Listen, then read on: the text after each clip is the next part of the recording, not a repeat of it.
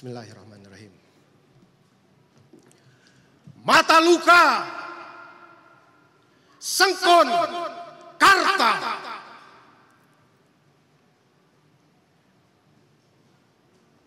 Serupa Mas Kumambang, pupuh mengantarkan wejangan hidup. Kecapi dalam suara sunyi menyendiri. Pupuh dan kecapi membalut nyeri, menyatu dalam suara genting. Terluka, melukai, dilukai, luka-luka menganga akibat ulah manusia. Terengah-engah di dalam tabung dan selang.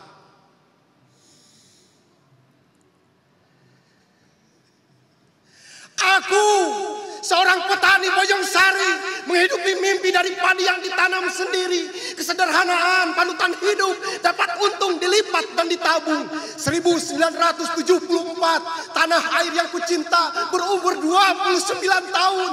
Waktu yang muda bagi berdirinya sebuah negara. Lambang Garuda, dasarnya Pancasila. Undang-Undang 45 merajut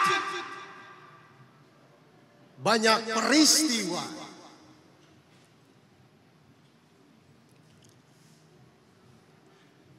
Peralihan kepemimpinan yang mendesak.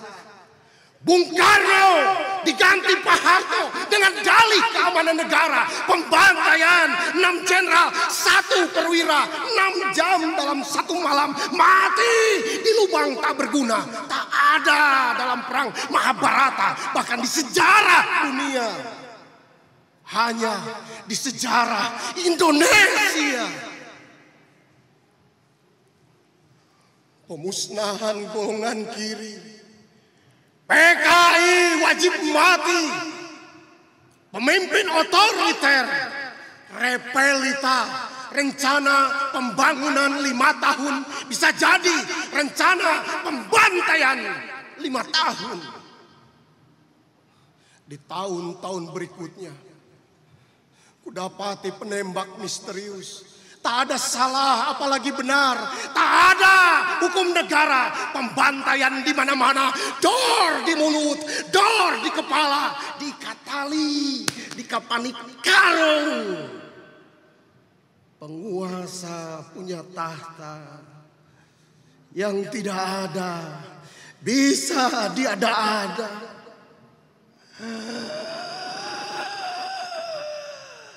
Akulah Sengkon yang sakit, berusaha mengenang setiap luka di dada, di punggung, di batuk yang berlapis tuberkulosis. Malam Jumat 21 November 1974.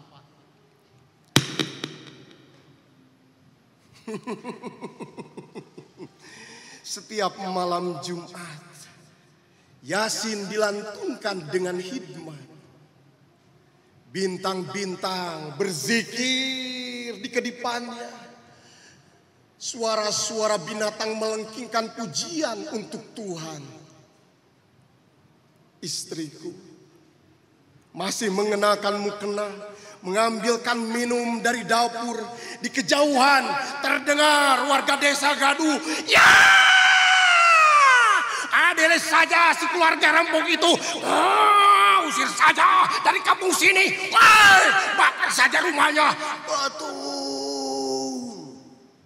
Di lubang bilik ada banyak obor dan petromak menyala.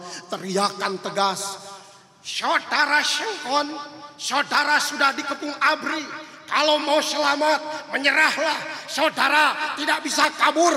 Angkat tangan. Istriku kaget. Kok kamu, Kang? Demi Allah, saya tidak berbuat jahat. Masih dalam suara yang sama. Kalau saudara tidak mau keluar dalam hitungan 3, kami akan mengeluarkan tembakan peringatan asyatu. Adua. Secepat yang aku bisa, aku keluar angkat tangan di pintu. Ratusan warga mulai melontarkan sumpah serapah. Anjing, babi, sampah.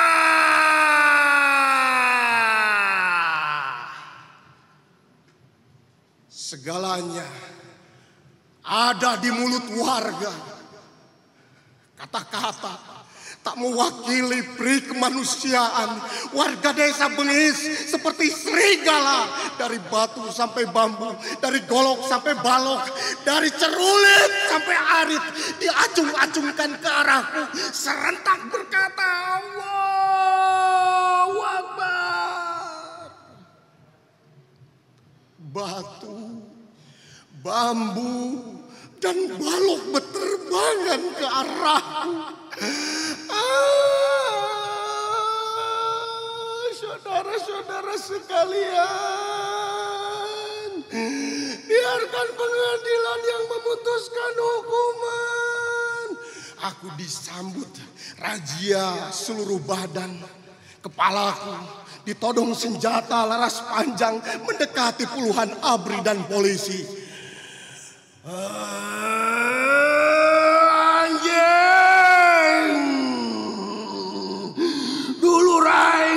Gara-gara sia anjing, waing payan sia.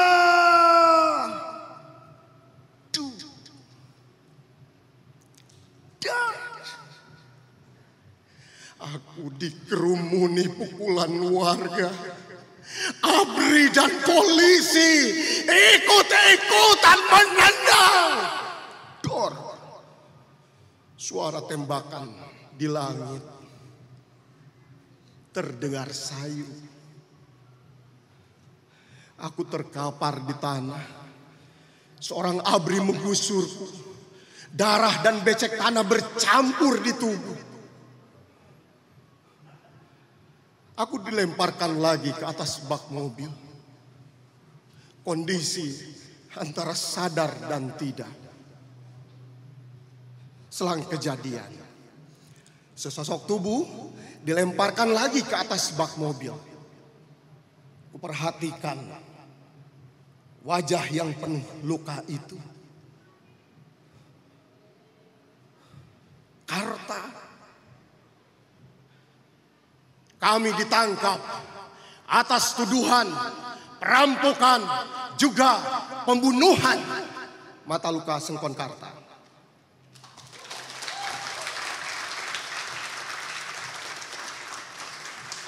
Saya izin minum sambil muterin ada lagu yang kedua. Ini yang kedua puisinya tentang 7 terpidana dan 1 anak di bawah umur. Ya, kasus Cirebon ya. Itu. Namun yang kemudian saya lihat dari beberapa kasus sebelum-sebelumnya, kayaknya para penegak hukum itu udah ahli sekali ya nulis skenarionya gitu. Jadi kayaknya siap-siap aja yang kuliah di prodi teater, di jurusan seni gitu. Kayaknya akan cepat gulung tikar karena akan dipindahkan nanti mata kuliah pemeranannya kemana ya? Pengacara, Pak Polisi gitu. Apa tuh? Pak Polisi, pengacara, jaksa, hakim, termasuk juga lapas ya. Semuanya main drama. Jadi saya ngelihat di 7 kasus di 7 terpidana dan 1 anak di bawah umur ini, itu kayak sudah sangat drama ketimbang drama. Jadi titik tekannya di situ. Dramaturgi keadilan rakyat. Di balik 7 terpidana, satu anak di bawah umur. Pembukaan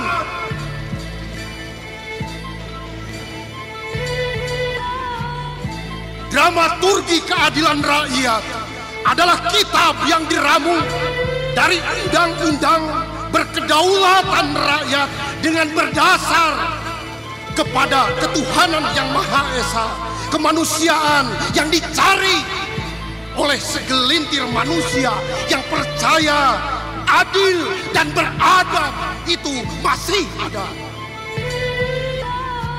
dan selalu ada dalam persatuan rakyat yang bernaung di bawah negaranya tercinta,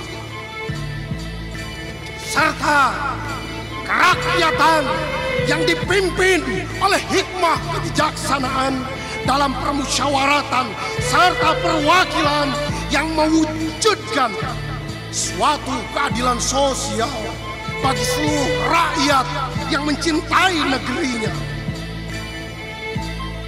Maka kitab ini kemudian ditujukan untuk menimbang praktik kesewenang-wenangan yang bernaung di bawah hukum yang seolah-olah adil dan beradab dan telah disahkan menjadi undang-undang versi segelintir orang. Hidup rakyat yang mencintai negerinya.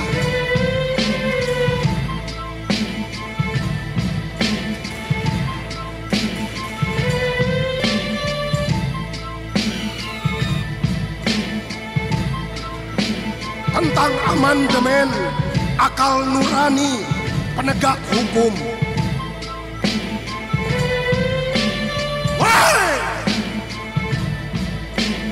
Apakah kalian akan terus membuta tuli bahwa keadilan sosial bagi seluruh rakyat telah direkayasa oleh segelintir orang yang mengatasnamakan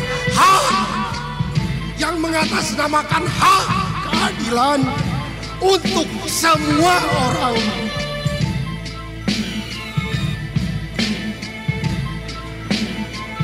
Jika hak keadilan itu ada,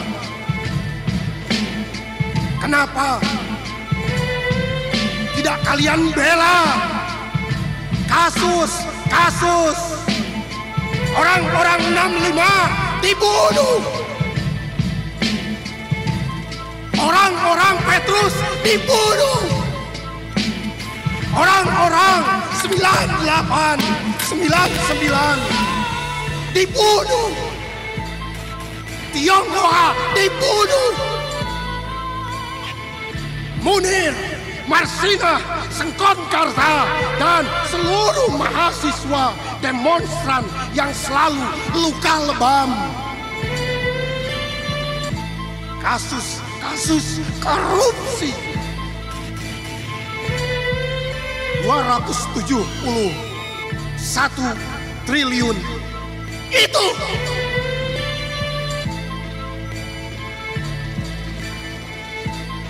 Apakah hanya karena sebuah kasus lalu diperbincangkan di media sosial baru keadilan dan keamanan itu ada?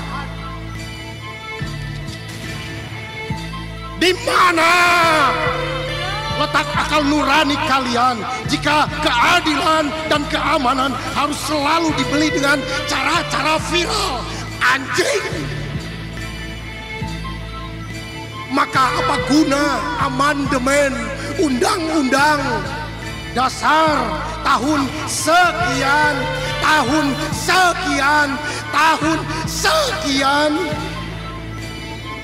jika pengoperasian kalian masih menjiplak cara-cara penjajah,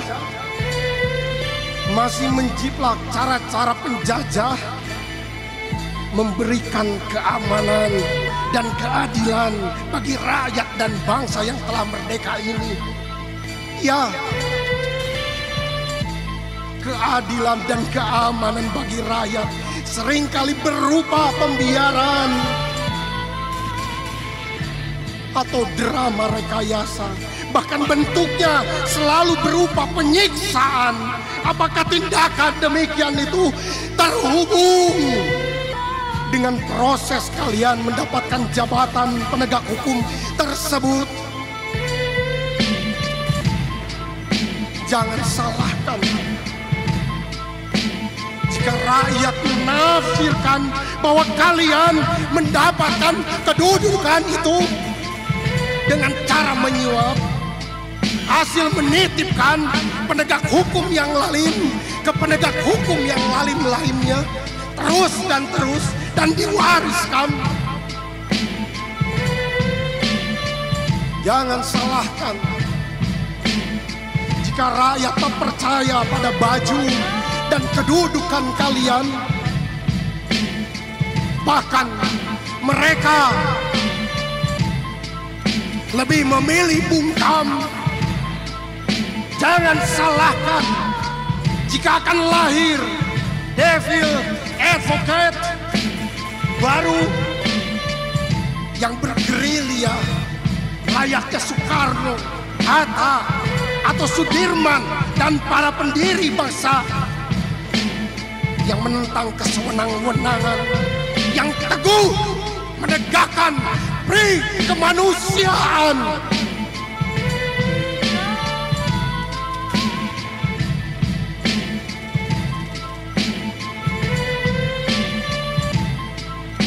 Boleh diturunin dikit volumenya?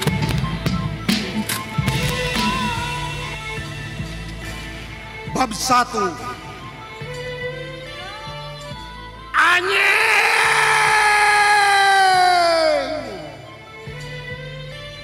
Ari dararia ku kabina-bina teuing anjing. Jelema nu teu salah disiksa saumur hirup, geus puguh kabongkar dramana masih keneh nyieun skenario anyar anjing.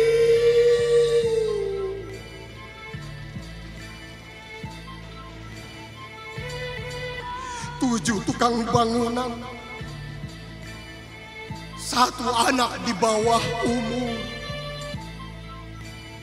dijebloskan ke penjara oleh skenario sinetron buatan manusia kesurupan, dan 3 saksi yang diorder saru, 1 penegak hukum dan 3 DPO yang tak siapa dicari-cari dan dicocok-cocok demi memenuhi penyidikannya. Hanya karena anak si mata wayangnya mati secara tidak wajar, sehingga ia menafsirkan secara sewenang-wenang dan tidak profesional. Maka potret pengungkapan kasus ini dimulai dari kesewenang-wenangan berpikir, dioperasikan dengan cara-cara intimidatif, iming-iming, dan tipu muslihat. Lalu jadilah kualitas keterangan terdakwa aneh bin ajaib.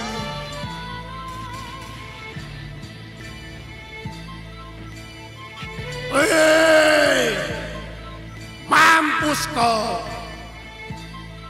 dicium popor dan diinjak kaki kursi. Mampus kau. Meneguk kencing dan matamu kena balsem. Mampus kau. Ditinju tendang dan dibuat samsak. Mampus kau. Diserapahi aneka satwa dan caci maki sampai 7 turunan. Nari dararia, nari dararia, menikah cida, ari dia jelema.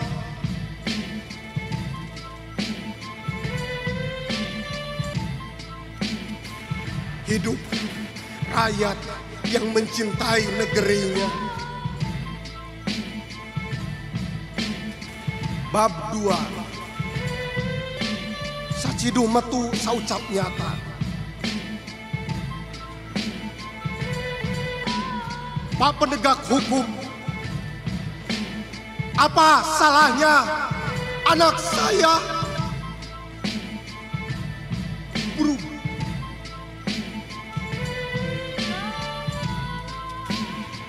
Pintu keadilan ditutup.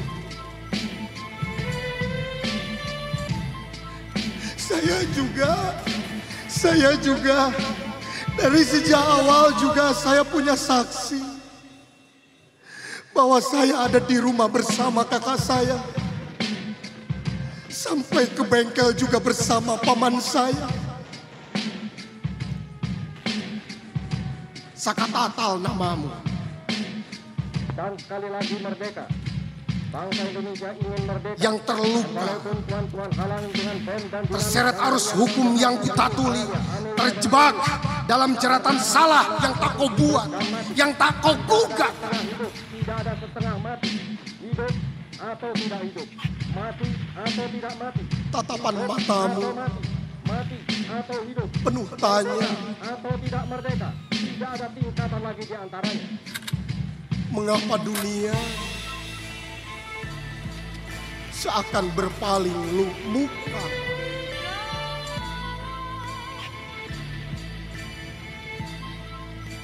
Hukum untuk keadilan menjadi bayang-bayang kelam yang menakutkan, mencipta trauma.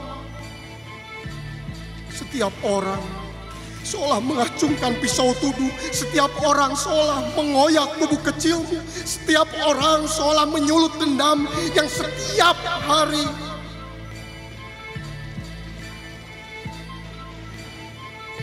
menerima pukul lebam.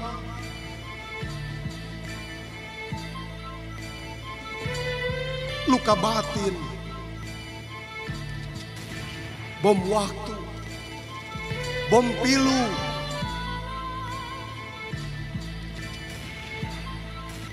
Osaka yang tidak berdosa. Iya, waktu itu saya hadirkan semuanya, tapi hakim selalu mengincarnya ke BAP. Walaupun saya hadirkan semuanya dengan nadanya yang tinggi, jadi saya sendiri di situ bingung. Saya mengungkap barang bukti seadanya, saya cari, saya hadirkan waktu itu, tapi tidak didengar. Sampai saya ingat sekali, saya satu momen selalu rakyat kecil itu terbata-bata menjelaskan argumentasinya, dan itu celah bagi kalian untuk menyimpulkan argumentasinya kurang meyakinkan. Hidup terbungkus oleh prasangka. Tangisan keluarga adalah doa semesta yang dihantarkan ke dalam labirin jeruji besi yang tak bertepi, di mana kebenaran terasa semakin jauh. Duh Gusti, duh Gusti, hapus air mata dan derita panjang ini. Duh Gusti.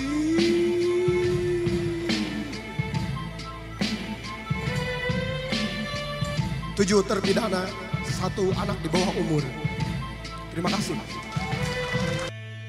Malam Selasa,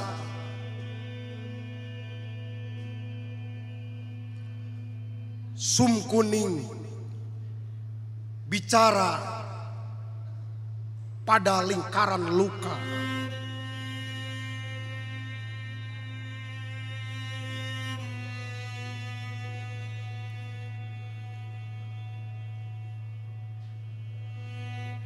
Lalu Sum dilempar buang di pinggir jalan. Hanya kernyit dahi dan lirih aduh yang mampu tersampaikan pada rumputan, langit malam, dan pada angin yang ngeloyor. Setelah ditubruk mobil para bajingan,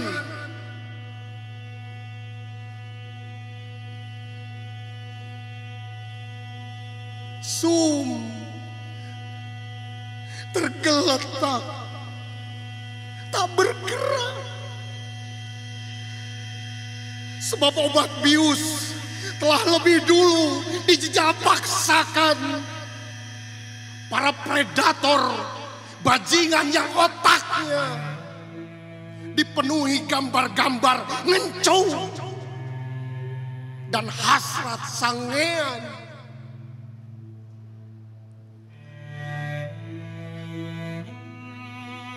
Aku